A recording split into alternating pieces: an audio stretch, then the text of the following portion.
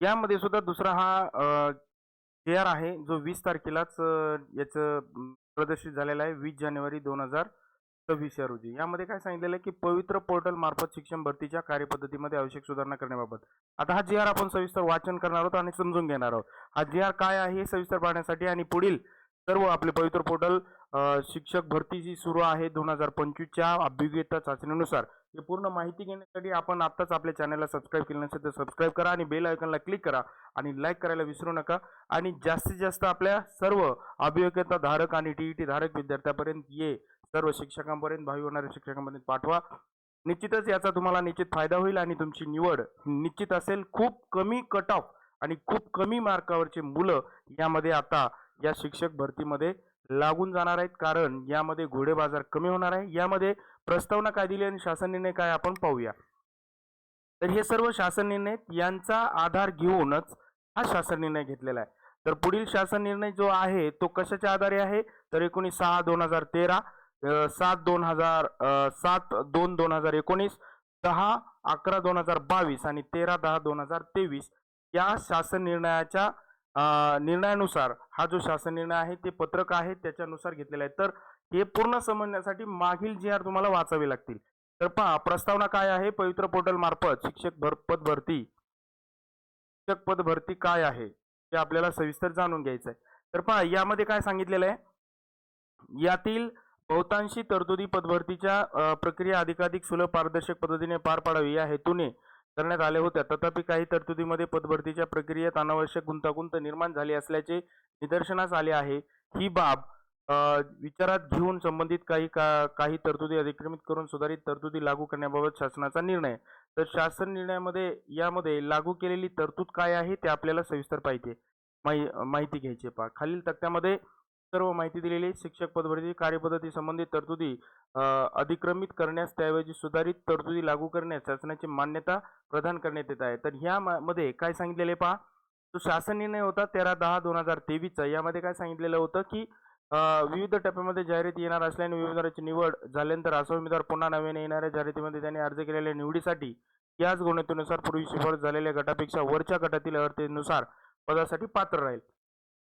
म्हणजे जर तो निवड झाला 1ली ते 5वी साठी तर तो पुन्हा नव्यानं पुन्हा दुसरी निवड जी व्हायची ना 6 ते 8 या गटासाठी तर पुन्हा तिथं सुद्धा तो त्याच मार्कावर तिथे यायचा. तर असं होणार नाही.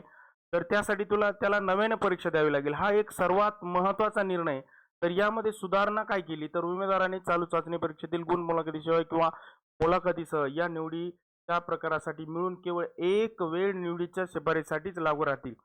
म्हणजे आता यानंतर फक्त निवड होणार आहे एकदाच. आता एकदा निवड झाली की त्याला पुन्हा जर वरच्या वर्गासाठी जायचं असेल तर त्याला परीक्षा द्यावी लागेल. ही एक सगळ्यात महत्त्वाची बाब आहे. यामध्ये इच्छुक व अर्थप्राप्त उमेदवार जाहिरात प्रसिद्ध झाल्याच्या दिनांकापासून आपल्या अभिज्ञता व बुद्धिमत्ता चाचणीमध्ये प्राप्त गुणांसह पवित्र पोर्टल मार्फत प्रणाली मार्फत ऑनलाईन 7 दिवसाच्या आत अर्ज करतील. आता हा 7 दिवस दिले जातील. यासाठी 7 दिवसाच्या आत अर्ज करायचा आहे. तसेच स्थानिक स्वराज्य संस्थेमधील व खाजगी शिक्षण संस्थांमधील शिक्षण सेवकाच्या रिक्त पदासाठी स्वतंत्र प्राधान्यक्रम देण्यात येतील.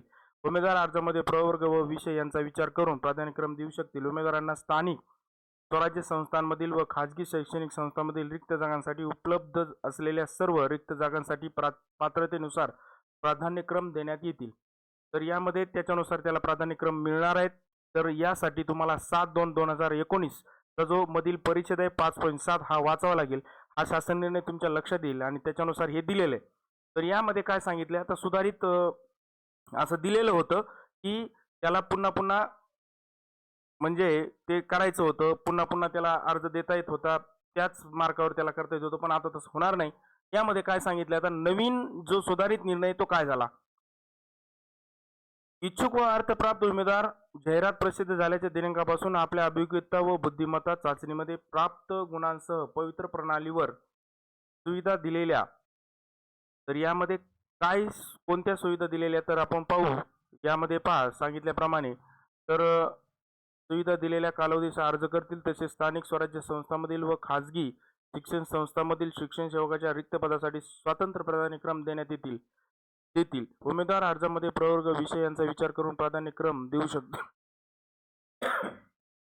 उमेदवारांना तर मुलाखतीशिवाय व मुलाखतीसह या निवडीच्या दोन्हीही प्रकारासाठी जाहिरातीतील पात्र असलेल्या सर्व प्राधान्यक्रम उपलब्ध होतील. आता पहिले कसं की एका कॅन्डिडेटसाठी त्याला मार्क्स कितीतरी असले गुण, तर त्याला कितीही म्हणजे जवळजवळ 300, 400, 500 असे प्राधान्यक्रम त्याला भेटत होते. परंतु आता तसं नाहीये. त्याच्या सोयीनुसार त्यापैकी जास्तीत जास्त फक्त 50 प्राधान्यक्रम त्याला लॉक करता येतील.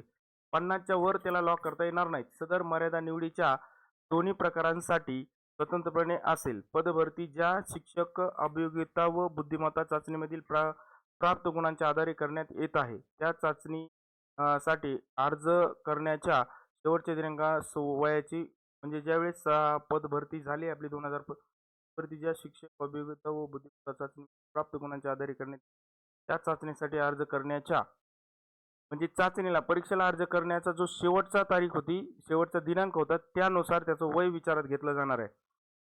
पहिलं काय होतं, पहिलं थोडंसं वेगळं होतं. 2022 मध्ये जी परीक्षा झाली होती त्यामध्ये तर ते कोविडचे 19च्यामुळे 2 वर्ष शिथिल केले होते आणि त्याला त्या तारखेनुसार म्हणजे वयोमर्यादा वाढून मिळाली होती. आता तसं त्याच हिशोबाने आता हे केलेलं आहे. तर यामध्ये बरेचसे उमेदवार जे 2022ला होते त्यामध्ये 2025च्या परीक्षेचं जर डेट आपण तर बरेचसे उमेदवार यामधून बाद होणार आहेत, कारण त्यांचं 38 वय वर्ष हे ओपनसाठी लागणारं जे पूर्णपणे संपलेलं आहे. ते आता 2 वर्ष शिथिल त्यांना मिळणार नाही आणि 43 वर्ष कास्टवाल्यांना तर बरेच म्हणजे काही उमेदवार आहेत जे आता सध्या टेटमध्ये आहेत, परंतु ते एज बार झालेले आहेत. एज बार का झालेले आहेत? कारण एज त्यांचं पूर्णपणे संपलेलं आहे. तर असे बरेचसे उमेदवार काय होणार आहेत? बाद होणार आहेत यामधून, जरी त्यांना गुण जास्त असले तरी. त्यामुळं जे नव्याने कमी मार्क्स आहेत आणि त्यांच्याकडे सर्व अर्थ आहे, शिक्षण चांगलं आहे, म्हणजे सर्व अर्थ म्हणजे टी पास आहेत आणि काही त्यांचं व्यावसायिक अर्थ आहे ती पण त्या विहित मुदतीमध्ये ते पूर्ण केलेली आहे, त्यांना याचा संधी त्यांना मिळणार आहे. यामध्ये आता इथं हा सर्वात महत्वाचा पॉईंट आहे. हा पॉईंट एकदा समजून घेऊ आपण काय आहे. तर यामध्ये काय सांगितलेलं आहे, मागील याच्या वेळेस भरती झाली त्यावेळेस काय सांगितलं होतं की बालकांचा मोफत व सक्तीच्या शिक्षणाचा अधिकार अधिनियम 2009 मधील तरतुदीनुसार प्राथमिक शिक्षकाकरिता 1ली ते 8वी शिक्षकांची शैक्षणिक व व्यावसायिक अर्हता व शिक्षक पात्रता परीक्षा अनिवार्य करण्याबाबत निर्मित करण्यात आलेला शासन निर्णय शालेय शिक्षण व क्रीडा विभाग क्रमांक RTE 13 फेब्रुवारी 2013 मधील तरतुदीनुसार सेमी इंग्रजी अध्यापन शिक्षण पद्धती अवलंबिणाऱ्या शाळांमधील शिक्षकांसाठी शैक्षणिक व व्यावसायिक अर्हता व शिक्षक पात्रता परीक्षा अनिवार्य राहील. तसेच संबंधित शाळेकरिता मंजूर शिक्षकांपैकी किमान एक शिक्षक इंग्रजी माध्यमातून शिक्षण शास्त्रातील पदविका DTED धारण करणे आवश्यक राहील. म्हणजे त्यावेळेस काय होतं की जे काही पद तुम्ही सेमीसाठी घेताय तर त्यामध्ये एक इंग्रजी माध्यमाचा शिक्षक असावा असं पहिलं परिपत्रक होतं, पण त्यानुसार काय भरती झाली नव्हती. पण तरी सुद्धा आता तो थोडासा बदल त्यामध्ये झालेला दिसतोय. काय तर यामध्ये हे इथपर्यंत सेमच आहे, फक्त बदल कुठे झालाय तर त्यांना सेमी इंग्रजी अध्यापन शिक्षण पद्धती ज्यांना आहे त्यांना इंग्रजी माध्यम DED झालेलाच पाहिजे, परंतु त्यामध्ये थोडीशी शिथिलता आणली आहे. काय तर एक तर 1ली ते 5वी, इयत्ता 6वी ते 8वी किंवा 9वी ते 10वी या गटांसाठी त्या माध्यमाच्या शाळांकरिता शिक्षक उपलब्ध करून देताना व्यावसायिक अर्हता इंग्रजी माध्यमासह त्या शाळेचे माध्यम जसे की मराठी, उर्दू, कन्नड इत्यादी विचारात घेऊन उमेदवारांनी शालांत परीक्षा ज्या माध्यमातून उत्तीर्ण केली आहे त्या माध्यमाच्या शाळेसाठी त्याची उमेदवारी विचारात घेण्यात यावी. आता समजा माझं शालेय माध्यम हे काय आहे? मराठी आहे, तर मी मराठी शाळेसाठी माझी अर्हता योग्य राहील, परंतु कोणत्या शाळेकरता मराठी? ज्या सेमी आहेत त्या, आणि त्यासाठी माझं शिक्षण काय असेल तर इंग्रजी. पहा, अर्हता इंग्रजी माध्यमासह त्या शाळेच्या माध्यम जसे की शिक्षक उपलब्ध करून देताना व्यावसायिक अर्हता इंग्रजी माध्यमासह त्या शाळेच्या माध्यम जसे की इंग्रजी माध्यमाची व्यावसायिक अर्हता असणाऱ्या मराठी, उर्दू आणि कन्नड शाळेसाठी सुद्धा पात्र राहतील. त्यांची व्यावसायिक अर्हता इंग्रजी असेल. तर यामध्ये इयत्ता 1ली ते 5वी या गटासाठी सेमी इंग्रजी विषयाकरता व्यावसायिक अर्हता इंग्रजी माध्यमातून पूर्ण करण्याची अर्हता निश्चित करण्यात आलेली आहे.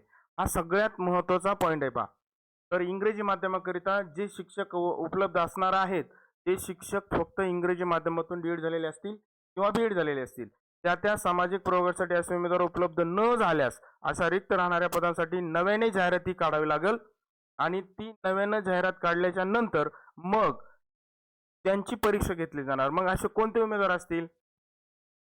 व्यावसायिक अर्हता इंग्रजी माध्यमातून पूर्ण केली नाही, मात्र 12वी विज्ञान किंवा BA, MA इंग्रजी किंवा BSc, MSc अशी अर्हता धारण केली आहे, अशा उमेदवारांना पात्र समजण्यास मुभा देण्यात येत आहे. तर मग अशा लोकांना ते त्यामध्ये कन्सिडर करतील आणि परीक्षा घेतील. त्या परीक्षेनुसार त्यांची निवड होईल. अशा पद्धतीने हे माध्यम आणि त्यानुसार नवीन यामध्ये सुधारित जो निर्णय आहे, या निर्णयाचं आम्ही सर्वजण स्वागत करतो आणि त्यासाठी तुम्ही पूर्ण व्हिडिओ पाहिला त्याबद्दल तुमचे धन्यवाद. आणि हा व्हिडिओ जास्तीत जास्त शेअर करा आणि आपल्या सर्व बांधवांना याचं माहिती पाठवा. निश्चितच याचा फायदा सर्व आपल्या बंधू भगिनींना होणार आहे आणि ह्या नवीन सुधारणेनुसार ते पुन्हा पुन्हा या भरतीमध्ये येत होते असे लोक यामध्ये बाद होणार आहेत किंवा ते येणारच नाहीत. त्यामुळं मेरिट हे खूप कमी आणि खूप लोकांचं यामध्ये चांगलं काम होण्याची शक्यता नाकारता येत नाही. त्याबद्दल खूप चांगलं होणार आहे. तर त्यासाठी पहा, यामध्ये दिलेल्याप्रमाणे 20 जानेवारीचा आजचा हा विचार आहे. तर निश्चितच तुम्हाला याचा फायदा होणार आहे. तर तुम्ही सुद्धा अजूनही आपल्या चॅनलला सबस्क्राईब किंवा लाईक केलं नाही तर सबस्क्राईब करा, बेल आयकॉनला क्लिक करा आणि येणाऱ्या पवित्र पोर्टल पद भरतीविषयी सविस्तर आणि एकदम करेक्ट ऑथेंटिकेट माहिती आपल्याला जर पाहिजे असेल तर निश्चित आपल्या चॅनलवर तुम्ही कंटिन्यू राहाल. तुम्हाला याचं नोटिफिकेशन येत राहील. त्यासाठी सबस्क्राईब करा. थांबतो. धन्यवाद.